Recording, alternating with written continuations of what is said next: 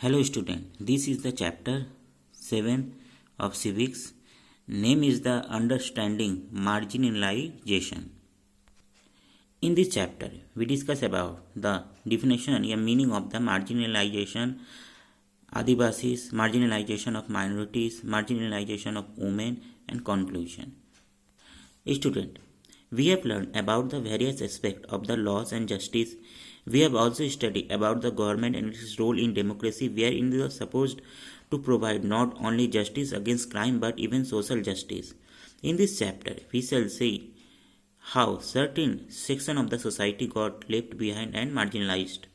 Means in previous chapters में student हम लोगों ने देखा था कैसे डेमोक्रेसी है, डेमोक्रेटिक सिस्टम में हम देख रहे हैं कि किस तरीके से रूल एंड रेगुलेशन है हमारे देश में, कैसे सोसाइटी में जैसे कि गवर्नमेंट ने जो डिफरेंट जो रूल रेगुलेशन को इसको इम्प्लीमेंट करती है, साथ साथ गवर्नमेंट हमको सेव भी करती है, हमको सोशल जस्टिस भी देती है, यानी सामाजिक न्याय भी देने का कोशिश करती है। आज हम लोग देखेंगे वो ऐसे कौन से लोग हैं जिनको स्पेशल ट्रीटमेंट चाहिए, जिसको स्पेशल सपोर्ट या सेफ्टी चाहिए from the government. Then start. First we discuss about the as a meaning of the marginalization. Student, take your notebook and look at the margins. They are near on the edge. The word margins means the edge. Marginalization means driving, forcing or leaving of the edge or on the fringe of society. If you ever visit a remote village in India, you would normally find the small hamlet on one of the side and the village where the poorest or poor people are forced to live outside the main village, outcasted on downtrodden. कहने का मतलब यदि हम लोग एक book देखते हैं तो उसमें सब मार्जिन लाइन होता है। मार्जिन लाइन यानी वो किनारा जो एज्ड, वैसे ही हम लोग देखते हैं अपने सोसाइटी में भी। खास तौर पे यदि हम लोग किसी village area, remote village areas में यदि जाते हैं तो हमको देखने को मिलता है कि सोसाइटी या उस विलेज में जो सबसे जो गरीब लोग हैं, जो एकदम लोअर कास्ट के लोग हैं, जिसको कि दलित या हरिजन हम लोग नॉर्मली कहते हैं, वो सोसाइटी के यानी गांव के एकदम बाहरी सीमा पर वो रहते हैं। और इस तरीके के लोग के बारे में ही कहा गया है marginalisation people. In some places, they are compelled to have a separate places of worship, separate source of water. They are sometimes ill-treated, beaten by of the upper caste and the rich and the powerful for small reason. They being economically weak, rarely have the land holding or the property and survive on the mercy of the affluent villagers who sometimes exploit them like the slaves for small or the negligible payment either in terms of money or food. यदि हम लोग simple language में कहते हैं कि वैसे लोग जो सोसाइटी में सबसे लोअर कास्ट के लोग हैं, जो सबसे गरीब हैं और जो गांव के बाहरी भाग में, बाहरी एरियाज में रहते हैं, या जो उसको हम लोग कह सकते हैं सबसे पुअर सेक्शन या वीकर सेक्शन या powerless section of the society, जिसको कभी कभी तो जो गांव के जो अपर कास्ट होते हैं उनके साथ मिसबिहेव करते हैं, वो इकोनॉमिकली उनका एक्सप्लॉयटेशन करते हैं, साथ साथ वो उनके पास ना कोई स्पेसिफिक प्रॉपर्टीज़ होती है ना ज़मीन होती है, वो दूसरे की ज़मीनों पर ही वर्क करते हैं। यहाँ तक कि उनको यदि देखा जाए तो टेम्पल्स में भी एंट्री करने को रोका जाता है, और कॉमन जो पानी की जो वेल्स होती है उनमें भी उनको पानी लेने से रोका जाता है। यानी यदि देखा जाए तो दलित, हरिजन या शेड्यूल कास्ट, शेड्यूल ट्राइब्स या आदिवासी, ऐसे लोग जो एकदम गरीब हैं, कमज़ोर हैं या पावरलेस हैं, ऐसे लोगों को हम लोग डिस्कस करेंगे as a marginalisation group of the society. In this chapter, we shall limit ourselves to the two categories of people who have been socially marginalized in India. First is Adivasis, second be minority communities. Especially student, in this chapter हम लोग देखेंगे पहले तो आदिवासीज पर हम लोग discuss करेंगे and other section just like in the minorities community, as well as we discuss about the women's as marginalized group in India. मैं फिर से रिपीट करता हूँ, मार्जिनलाइज ग्रुप्स वो ग्रुप्स होते हैं जो कि सोसाइटी में बहुत ही गरीब होते हैं, देखा जाए तो लोअर स्ट्राटस के होते हैं, पावरलेस होते हैं, जिनके पास अपनी कोई प्रॉपर्टी नहीं होती है, जिनके साथ इल ट्रीट किया जाता है या जिनको एकदम अलग थलग कर दिया जाता है सोसाइटी में, वो गांव के बाहरी भाग में रहते भी हैं। तो ऐसे लोगों को मार्जिनलाइज ग्रुप या पीपुल कहा जाता है। स्पेशली देखा जाए तो Harijan, schedule caste, schedule tribes, specially schedule tribes and the Adivasi जिसको कह सकते हैं, women and minorities. Then first be discuss about the Adivasis.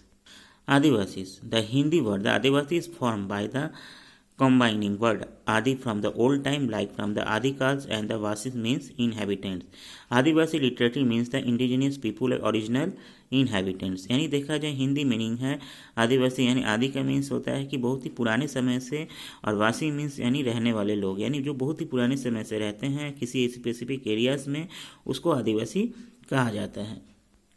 People who did not get the some opportunities, education, development and growth as they lived in difficult terrain and therefore the continue with the traditional custom and religious belief। यानी ऐसे लोग जो कि बिल्कुल अलग थलग हैं, वो फॉरेस्ट एरियाज में रहते हैं, उनका अपना ही एक तरह से कस्टम होता है, रिचुअल्स होता है, रिलीजियस बिलीव होता है, और देखा जाए ना उनके पास एजुकेशन फैसिलिटीज़ अभी तक पहुँच पाई ना, डेवलपमेंट के अदर एस्पेक्ट ही उनको मिल पाया है।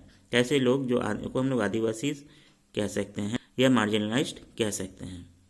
दे got neglected and marginalised over a period and got left behind a compare to the population of development part of the country. The government carried out the study those people और groups who had thus got marginalized। यानी देखा जाए ये हमेशा ही neglected रहे हैं और हमेशा ये हमारे जो देश सोसाइटी है उनसे पीछे रही है। गवर्नमेंट इनके डेवलपमेंट के लिए कोशिश तो कर रही है, फिर भी देखा जाए इतने सालों के बाद भी अभी भी उनका डेवलपमेंट होना बाकी है। ऐसे लोग हमारे अभी मेन स्ट्रीम यानी हमारे मुख्य धारा से अभी तक जुड़ नहीं पाए हैं, इसीलिए गवर्नमेंट ने इनको स्पेसिफिक रिजर्वेशन भी दिया है और शेड्यूल कास्ट और शेड्यूल ट्राइब्स जो रूल्स एंड रेगुलेशन है उसके अंडर में स्पेशल उनको राइट्स भी हमारे कॉन्स्टिट्यूशन में दिया गया है। Adivasis do not come under any caste hierarchy. यानी मैंने पहले ही कहा कि उनके अपने अलग कस्टम्स होते हैं, अपने रीति रिवाज, परंपरा या रिलीजन्स बिलीव होते हैं। इसलिए देखा जाए तो आदिवासी हमारे इस जाति प्रथा यानी जो समाज में जो डिफरेंट कास्ट है उस कैटेगरीज में नहीं आते हैं। They have their own distance social culture और इकोनॉमिक प्रैक्टिस। उनके अपने ही अलग, बिल्कुल ही अलग सोशल कल्चर है, सोशल प्रैक्टिस और इकोनॉमिक प्रैक्टिस है। They are regarded as the primitive and live in the hills and forest areas, adapted on the surrounding natural resources for everything। यानी देखा जाए तो वो पूरी तरीके से जंगल और पहाड़ी एरियाज में रहते हैं और नेचुरली जो चीज़ें उनको मिलती है उसी पर वो डिपेंड रहते हैं। They are not regarded unclean by the society but they continue to face justice and the lesser humans and distanced socially. यानी देखा जाए तो एक तरह से हमेशा ही उनको एक तरह से अलग थलग समाज में समझा जाता है, यानी देश के जो अदर पॉपुलेशन है उनसे बिल्कुल अलग तरीके से ट्रीट किया जाता है। There are over 94 million adivasi, about 500 different tribals in India and the constitute about the 8.1% of Indian population according to 2001 census. यानी देखा जाए तो उनकी जो पॉपुलेशन है 94 मिलियंस आदिवासी हैं हमारे देश में, और different type of 500 tribes communities भी इंडिया में रहते हैं। यदि हम लोग टोटल यदि पॉपुलेशन की बात करें तो 8.1% है हमारे टोटल इंडियन पॉपुलेशन का। ये 2001 सेंसस के अकॉर्डिंग बताया गया है। Indian population according 2001 census A majority of them fall under the poverty line. और यहाँ पर एक सबसे बड़ी बात यह कहा गया कि ज़्यादातर जो लोग हैं ये गरीब है, जो कि गरीब यानी उनको जो बेसिक नेसेसिटीज़ हैं जैसे कि रोटी, कपड़ा, मकान, यानी जो अपने जो डेली लाइफ में सर्वाइव करने के लिए जो सफिशिएंट उनको जो रिसोर्सेज चाहिए वो उनके पास नहीं है। They have the lowest level of literacy, उनकी पढ़ाई लिखाई बहुत ही कम है। The Adivasi are found all over but the largest concentration in Madhya Pradesh, Orissa, Jharkhand, northern Andhra Pradesh and north east state of India. Adivasi mainly इन्हीं स्टेटों में पाए जाते हैं जैसे देर है Madhya Pradesh, Orissa, Jharkhand, northern Andhra Pradesh and north eastern state यानी असम, मेघालय, मणिपुर, अरुणाचल प्रदेश, Tripura and other north eastern state. Student, इस तरीके से हम कह सकते हैं कि आदिवासी वो कम्युनिटी है जो कि बहुत ही प्राचीन काल से हमारे देश में रहते आ रहे हैं, यानी एक तरह से देखा जाए तो वो एक तरह से हमारे देश के एक तरह नेचुरल जो इनहेबिटेंट्स हैं। साथ साथ ये लोग जो है जंगलों और पहाड़ी एरियाज में रहते हैं। इनके देखा जाए जो जंगलों में जो भी रिसोर्स मिलते हैं उस पर वही डिपेंड होते हैं। साथ साथ वो हमारे रेस्ट पॉपुलेशन से बिल्कुल अलग है। उनकी रीति रिवाज, परंपरा, सोशल जो नॉर्म्स हैं वो बिल्कुल अलग है। उनका रिलीजियस बिलीव अलग है और यहाँ तक कि देखा जाए तो उनमें कास्ट सिस्टम भी नहीं है।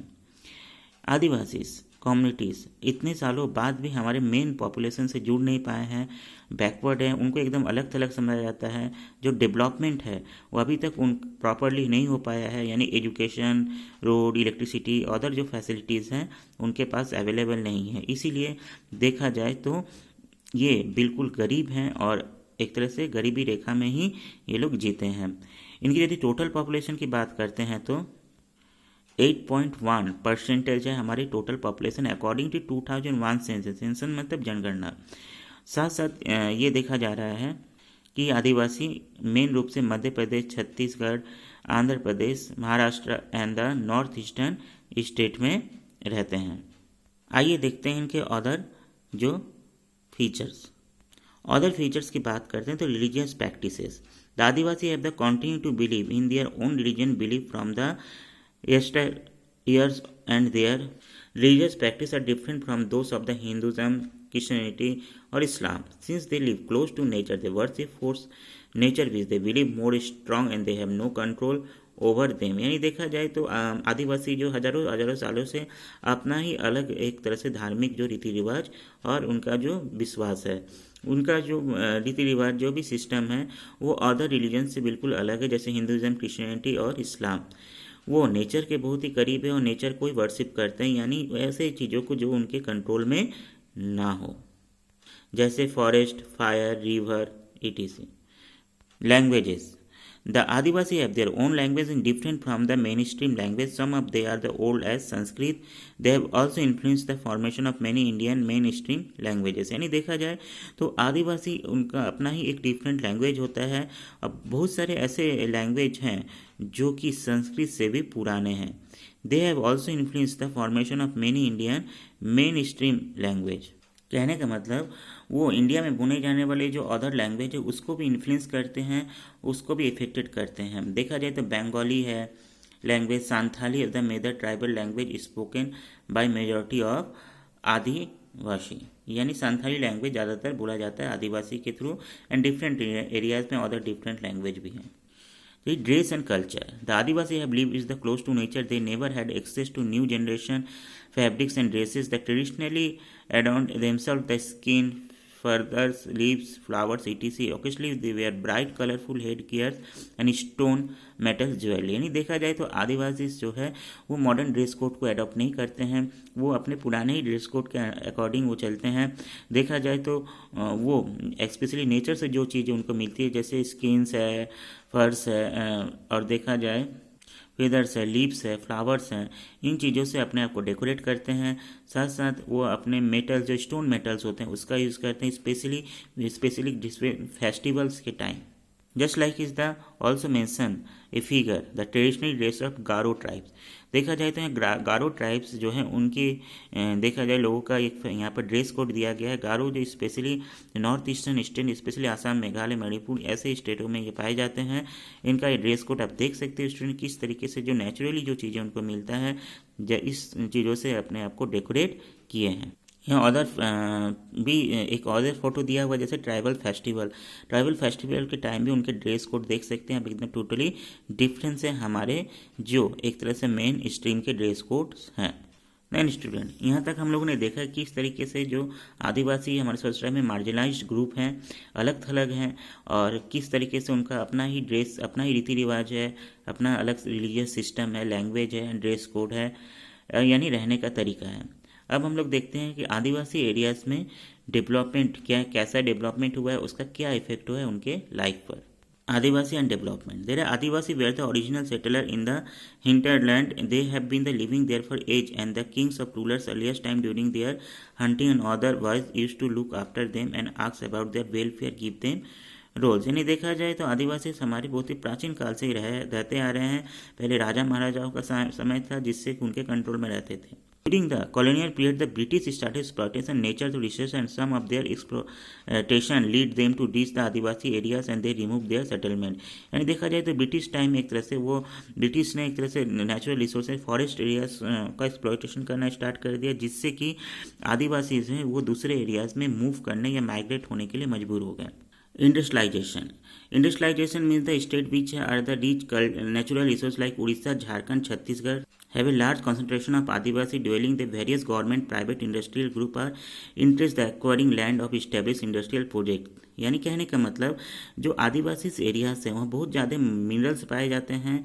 यानी मिनरल्स के थ्रू यहाँ पर जो बड़े बड़े इंडस्ट्रीज़ हैं वो इंडस्ट्री इस्टेब्लिश करना चाहते हैं, जिससे कि इस एरिया में भी देखा जाए तो इनको माइग्रेशन हो रहा है। माइग्रेशन मीन्स इस एरिया से उनके लाइफ इफेक्ट हो रहा है, आप इस जंगल के एरिया को छोड़कर उनको जाना पड़ रहा है।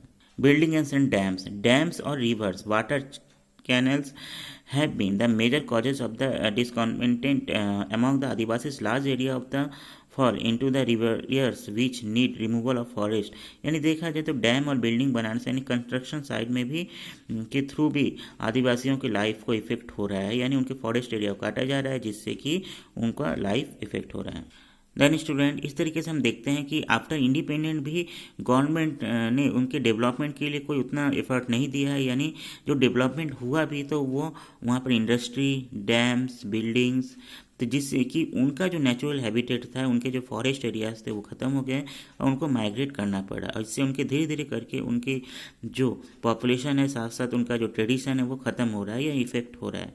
इस पैराग्राफ में हम लोग इसी पर डिस्कस करेंगे। जैसे their effect on adivasi, they have the loss their culture identity. यानी पहली वो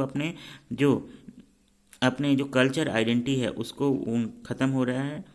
there compulsion to seek employment to search of livelihood to exploited by the cities dwellers. यानी देखा जाए वो मजबूर होकर वो अपने घर को छोड़कर दूसरे सिटीज एरियाज में जा रहा है जहाँ इनका एक्सप्लॉयटेशन हो रहा है। यानी उनका जो ट्रेडिशनल जो रहने का तरीका था वो ख़त्म हो रहा है धीरे धीरे। हम लोग अपने आसपास भी स्टूडेंट देख सकते हैं कि बहुत सारे आदिवासी जो होते हैं कंस्ट्रक्शन साइड में, साथ साथ के रोड कंस्ट्रक्शन में, building construction and the brick fields में स्पेशली जॉब करते हैं। कि क्यों इसका इफेक्ट यदि हम लोग देख सकते हैं कि वो मजबूरी में यहाँ आते हैं और उनको जॉब करना पड़ता है। देन स्टूडेंट, इस तरीके से हम लोग इस फर्स्ट जो पैराग्राफ्स में हम लोग ने देखा कि इंडिया में जो मार्जिनलाइज्ड ग्रुप है, यानी मार्जिनलाइज्ड ग्रुप वो ग्रुप यानी जो कि बिल्कुल अलग थलग हैं, एकदम पीछे हैं हमारे सोसाइटीज़ में, गरीब हैं, ऐसे ग्रुप्स में स्पेशली आते हैं आदिवासी एंड माइनॉरिटीज़। तो हम लोग आदिवासी पर डिस्कस किया, यानी वैसे ग्रुप जो पुराने काल से हमारे देश में रहते आ रहे हैं, ये जंगल और पहाड़ी इस एरियाज़ में ज़्यादातर रहते हैं पर बहुत ही गरीब हैं। गवर्नमेंट ने इनके डेवलपमेंट के लिए वर्क तो किया, पर देखा जाए तो ये वर्क स्पेशली इंडस्ट्रीज़ और जो बिल्डिंग कंस्ट्रक्शन, रोड कंस्ट्रक्शन, जो बड़े लोग हैं, अमीर लोग हैं, उनको ही फ़ायदा होता है। इनका धीरे धीरे करके डेवलपमेंट के थ्रू इनका जो ट्रेडिशनल राइट्स था फॉरेस्ट पर या इनका जो ट्रेडिशनल प्रैक्टिस था, इनका जो लाइफ थी वो ख़त्म हो रहा है और ये माइग्रेट करके सिटीज़ एरियाज़ में जा रहे हैं। मजबूरी में उनको कोई भी काम करना पड़ रहा है, जिससे कि उनको वहाँ भी शोषण किया जा रहा है। देन स्टूडेंट, नेक्स्ट टॉपिक में हम लोग देखेंगे माइनॉरिटीज़। Marginalisation minorities. स्टूडेंट, पहले तो ये बता दें कि माइनॉरिटीज़ ग्रुप्स कौन क्या होते हैं। माइनॉरिटीज़ ग्रुप यानी देखा जाए अल्पसंख्यक, यानी ऐसे ग्रुप जो कि रेस्ट ऑफ पॉपुलेशन से कम होते हैं या मेजॉरिटी पॉपुलेशन से कम होते हैं। जैसे एग्जाम्पल ग्रुप में जैसे देखेंगे हिंदू है हमारे सोसाइटीज़ में, वो रिलीजियस माइनॉरिटीज़ की जगह मेजॉरिटी में आते हैं, यानी उनका जो नंबर्स है ज़्यादा है इसलिए वो मेजॉरिटी में आते हैं। पर उसके रेस्ट में यदि मुस्लिम्स देखेंगे, जैन है, सिख है, पारसीज हैं, क्रिश्चियन है, वो आपके नंबर्स जो हैं बहुत ही कम है, यानी हिंदू से कम है, इसलिए वो माइनॉरिटीज़ में आएंगे। तो then student discuss about this in this group of minorities. There are the marginalization of minorities. Our constitution has recognized that there is the possibility of culture, traditional and social dominance of the majority community over the minority communities। यानी ये बहुत ही possible है कि जो majority community यानी जिसकी संख्या ज़्यादा है वो जिसकी संख्या कम है, नंबर्स कम है, उस पर वो डोमिनेट करे। It has therefore provision to safeguard their interest, और इसीलिए हमारे कॉन्स्टिट्यूशन में उनको सेफ गार्ड दिया गया। The Constitution has the enacted law which have given freedom to different minorities to continue to enjoy the freedom to life by their religious and cultural requirement. यानी हमारी government और हमारे constitution ने एक तरह से उनको स्पेसिफिक लॉ के थ्रू उनको प्रोटेक्ट किया है कि जिससे कि वो अपने जो रीति रिवाज परंपरा, अपने रिलीजियस जो प्रैक्टिस है, बिलीव है, उसको अपने कल्चरल रिक्वायरमेंट है उसको फुलफिल कर सके। इसको ऐसे कह सकते हैं, यानी जो जिनकी नंबर्स कम है, जैसे हमने सिक्स लेते हैं, जैसे हम लोग जैन लेते हैं, या हम लोग अदर रिलीजन बौद्धिस्ट लेते हैं, या पारसीस लेते हैं, या मुस्लिम ही क्यों ना, उनका अपना अलग अलग रिलीजन है, उनका अपने रिलीजन का प्रैक्टिस यानी जो धार्मिक रीति रिवाज है वो अलग है, रहने का तौर तरीका अलग है, खान पान, ड्रेस कोड, ये लैंग्वेज, ये सब अलग है। तो इसको वो फॉलो कर सकें, वो अपनी लाइफ को, डेली लाइफ में वो आराम से रह सकें, उनको कोई इंटरफियर ना करे, इसीलिए गवर्नमेंट ने उनको सेफगार्ड किया है और उनको प्रोटेक्ट किया है by the different rule and regulation.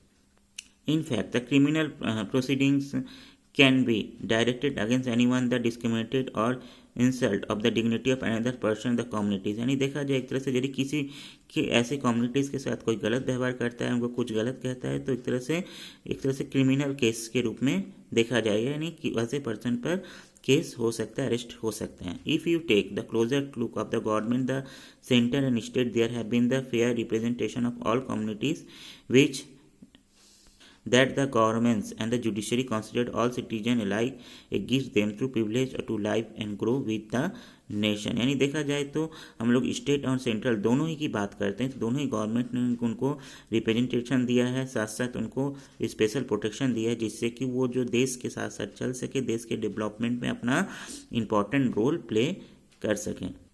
All over हम लोग यही कह सकते हैं कि स्टूडेंट, जैसे कि हमने आदिवासी कम्युनिटीज़ को देखा कि वो एक तरह से पुअरेस्ट कम्युनिटीज़ है, सोसाइटी में बिल्कुल अलग थलग है, वैसे ही जो माइनॉरिटीज़ कम्युनिटीज़ होते हैं, जैसे कि हम ले सकते हैं Buddhist, Jainism, Muslim, Sikh and other जो पारसीज, ऐसे कम्युनिटीज़ जो कि मेन जो कम्युनिटीज़ हैं हिंदू कम्युनिटीज़ से इनके नंबर्स बहुत ही कम हैं।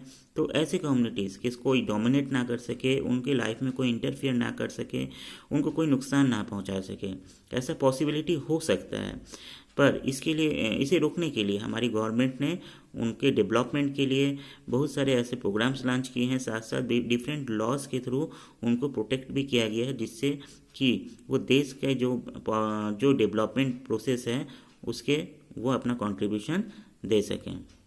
Then student, in this chapter we broadly discuss about the marginalized group, especially Adivasi and the minorities communities. Then also we discuss about the exercise portion, the complete exercise portion and question answer and submit. Then thank you.